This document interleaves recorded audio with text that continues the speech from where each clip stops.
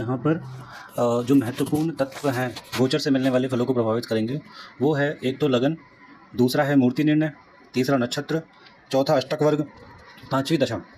तो अब लगन तो ठीक है, बहुत सारे लोग समझते होंगे। मूर्ति निर्णय क्या है? नक्षत्र समझते होंगे। अष्टक वर्ग क्या है? दशा समझते होंगे आप। मूर्ति निर्णय और अष्टक वर्ग ये दो आपके लिए नए शब्द हैं। तो मूर्ति निर्णय का अर्थ क्या हुआ?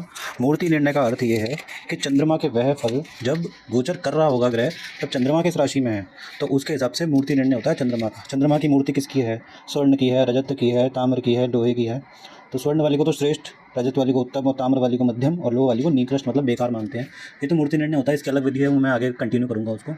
अष्टक वर्ग क्या होता है? अष्टक वर्ग भी गोचर के फल निकालने की एक विधि है, उसे अष्टक वर्ग कहते हैं। इन सब तथ्यों पर चर्चा करने से पहले हम ये समझेंगे कि गोचर में सबसे जो धीमी चाल है वो शनि की है। शनि को यूँ ही शनिश्चर नहीं कहा जाता है, वह 2.5 साल तक एक ही राशि में रहते हैं, अर्थात 7.5 वर्ष में सिर्फ 3 राशियां पार कर पाते हैं। जैसे ही हमारी राशि से 12वीं राशि पर आते हैं, मतलब एक राशि पीछे, तो मानो ऐसा कह देते हैं कि अब तुम्हारी 7.5 स्टार्ट हो गई।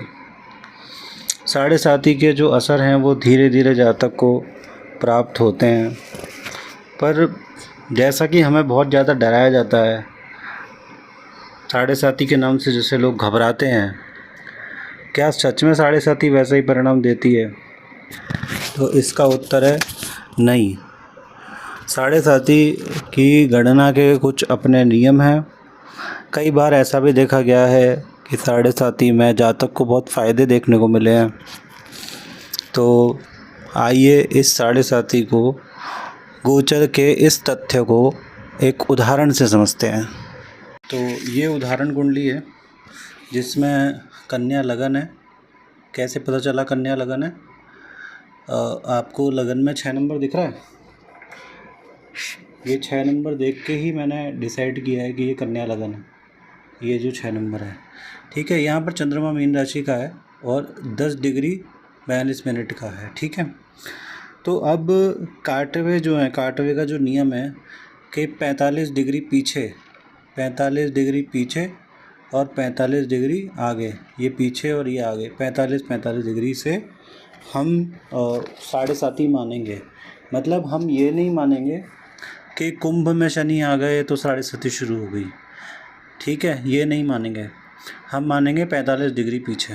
तो हम अगर इसमें से 45 माइनस करते हैं, देखो 30 माइनस करोगे तो कुंभ राशि की 10 डिग्री 42 मिनट आएंगे। अब बचे हुए 15 इसमें से माइनस करोगे तो ये आएगा मकर के 25 डिग्री के आसपास, ठीक है।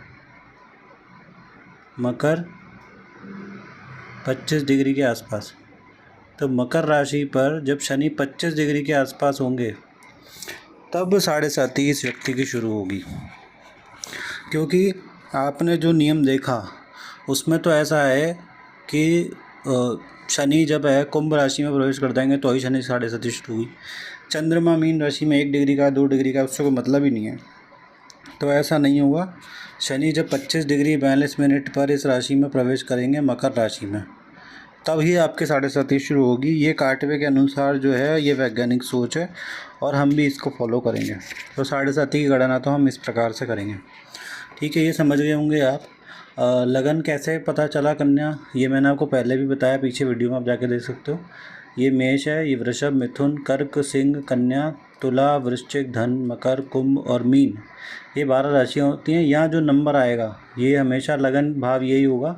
यहाँ जो नंबर होगा उसके हिसाब से हम लगन की गणना करेंगे। अगर यहाँ 5 है तो सिंह लगन कहलाएगा, ठीक है। 4 है तो कर्क लगन होगा, 3 नंबर इधर आता है तो मिथुन लगन होगा, 7 आता है तुला होगा, 9 आता है धनु होगा, 12 यहाँ लिखा आ रहा है इस जगह पर, तो इसको हम मीन लगन बोलेंगे, ठीक है।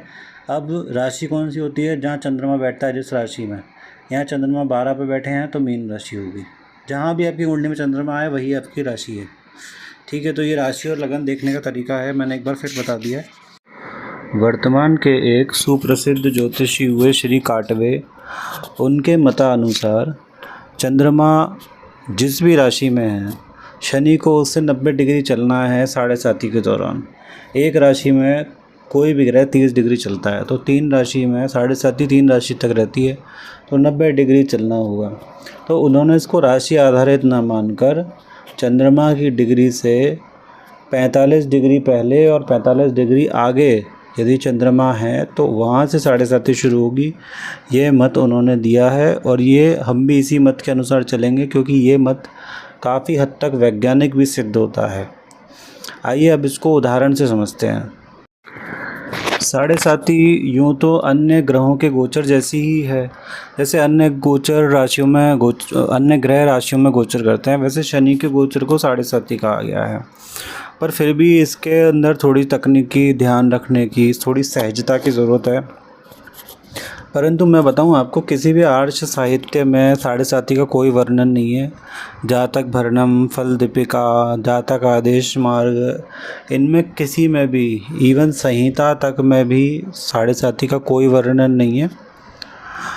ये मसला बहुत पुराना तो है नहीं, पर फिर भी क्या है, आजकल जागरूकता बढ़ी है, तो 7:30 के प्रति संवेदना या खतरा या डर, चिंता, ये सब भी बहुत ज़्यादा बढ़ गया है। और हो भी क्यों ना, क्योंकि चंद्र पर आघात है शनि का एक तरह से 7:30 के दौरान। तो जहाँ पर शनि जो है वो तंद्रता, आलस्य, खिन्नता के प्रतीक हैं, वहीं चंद्रमा जो हैं वो मन के प्रतीक हैं। तो मन पर तंद्रता, खिन्नता, इनका आखेट होगा, अपमान का आखेट होगा, आलस्य का आखेट होगा, तो मन परेशान और दुखी तो होगा ही। तो यही 7:30 के परिणाम होते भी हैं जनरली। शनि का 11वें भाव का जो गोचर है वो गोचर के नियमों के अनुसार काफ़ी शुभ माना गया है, तो सही भी है। 12वें भाव में आते हैं तो 7:30 प्रारंभ हो जाती है। 11वें भाव में आते हैं तो काफ़ी पैसा देते हैं। कहाँ तो चावल खाने के पैसे नहीं थे और कहाँ दम बिरयानी खाने में लगे हुए हैं। तो जैसे ही आप पैसा बहुत सारा देख रहे हैं, 11वें घर का गोचर है शनि का, तो आपको सावधान हो जाना चाहिए कि अब 7:30 भी आने वाली है। तो पहले तो बहुत सारा सब दे दिया है, अब कष्ट भी देंगे शनिदेव। इसी 7:30 ने कई बार ऐसा भी हुआ है कि जातक को रंक से राजा बना दिया है। सुख, समृद्धि, धन, अपार वैभव, प्रसिद्धि सब कुछ दिया है, तो ईर्ष्या का पात्र भी बना दिया है। मन में खेद हमेशा रहता है, मन हमेशा डूबा हुआ सा रहता है, एकांत महसूस होने लगता है। कुछ भी हो, 7:30 का परिणाम किसी से यदि पूछेंगे तो वह अच्छा तो नहीं बताएगा, वह यही कहेगा कि मैं ही जानता हूँ कि 7:30 मैंने कैसे निकाली है। अब देखिए पाराशर ऋषि क्या कहते हैं योग कारक अध्याय में कि शुभ दास च त्रिकोणपाह, अर्थात लगन पंचम और नवम, ये लिख रहा, लगन पंचम नवम के स्वामी हमेशा शुभ फल देते हैं। अब क्या है कि इसमें लिखा है कि त्रिकोणेश जो भी होंगे, त्रिकोण के जो भी स्वामी होंगे, है ना, ये लिख रही लाइन त्रिकोण, तो त्रिकोण के स्वामी होंगे। तो त्रिकोण कौन सा होता है, एक तो 1 होता है, एक 5 होता है, एक 9 होता है। मतलब 1, 5 और 9 भाव जो होंगे ना, इनको त्रिकोण भाव कहा गया है और इनके स्वामी को त्रिकोणेश कहा गया है। तो अब आपको ये तो समझ में आ गया होगा कि त्रिकोणेश किन से कहा गया है, त्रिकोण के स्वामियों से कहा गया है, ठीक है। तो अब देखिए आगे क्या लिखते हैं पाराशर ऋषि, चंद्र अथवा शनि किसी भी त्रिकोण के स्वामी, ये के स्वामी हो जाएं तो वे अवश्य शुभ फल देंगे। ये कहा गया है कि चंद्रमा और शनि में से कोई भी त्रिकोण का भाव का स्वामी होता है, मतलब लगन का, पंचम का और नवम का, तो वह शुभ फल देंगे। दशा में तो शुभ फल देंगे ही, गोचर में भी शुभ फल देंगे। जनरली भी बेसिक रूल है ज्योतिष का कि 1, 5 और 9 के जो स्वामी होते हैं वे हमेशा शुभ फल ही देते हैं, ठीक है। अब देखिए मैंने यहाँ एक सारणी बना दी है आपके लिए, जहाँ पर शनि या चंद्रमा इन दोनों में से त्रिकोणेश होते हैं। तो देखो, एक तो वृषभ के लिए होते हैं, एक मिथुन के लिए होते हैं, और यहाँ कर्क में चंद्र लग्नेश हो गए, कन्या में शनि पंचमेश है, तुला में शनि पंचमेश है, वृश्चिक में चंद्र नवमेश हो गए, मकर और कुंभ के लिए शनि लग्नेश है, और मीन राशि के लिए चंद्र जो है वो त्रिकोणेश है।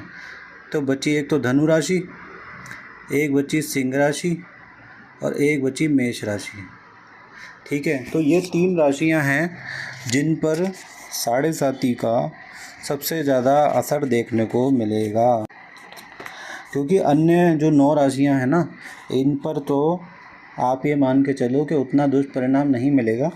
कुछ अच्छी चीज़ें हो सकती हैं उनके साथ में, पर मेष, सिंह और धनु ये तीनों अग्नि तत्व की राशियां हैं। इनका तत्व जो है ना वो अग्नि तत्व है, तो इनके लिए तो 7.5 बहुत खतरनाक कही गई है।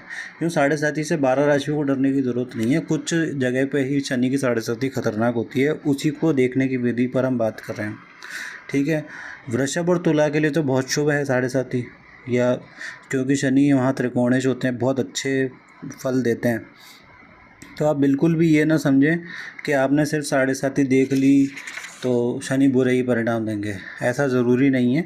शनि सबको बुरे परिणाम नहीं देते हैं, और जिनके लिए शनि योग कारक है उनको अच्छे परिणाम देंगे ही देंगे, बाहर से बहुत अच्छे देंगे, पर मन उनका ज़रूर परेशान रहेगा। मन में कुछ ना कुछ किलसाहट हमेशा रहेगी, ये दिक्कत शनि बना के रखते हैं। मन से 7.5 में आप कभी खुश नहीं हो सकते हो, मन में परेशानी तो रहने वाली है।